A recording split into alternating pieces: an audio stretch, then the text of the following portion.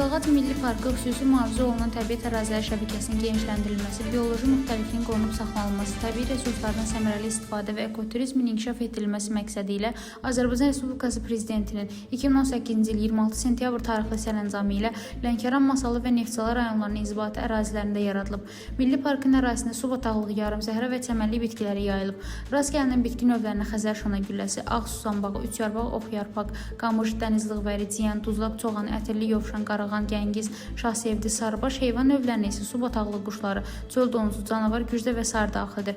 Azərbaycan Respublikasının Qırmızı kitabının 3-cü nəşrinə daxil edilən növlərə flamingo, ağqaşqaz, adi göy dimdik, mərmər, ördək, çəhrayı, qutan, əlsin dimdik, kiçik qu-quşu, adi bəzgək, boz durna, qırmızı çalğan, kürsiyənəyini misal göstərmək olar. Milli Parkın ərazisindəki böyük və kiçik Qızılağac körfəzləri əsasən su quşlarının yaşama yerləri kimi beynəlxalq əhəmiyyəti olan sulu bataqlıq yerləri haqqında Ramsar Konvensiyasının Ramsar siyasətine daxil edilmişdir və bu səbəbdən beynəlxalq əhəmiyyətli ərazi hesab olunur. 2019-cu ildə Qızılağac Milli Park Mission Blue təşkilatının beynəlxalq mühafizə kampaniyası çərçivəsində dünya sularının xilası üçün ümid yeri kimi seçilib.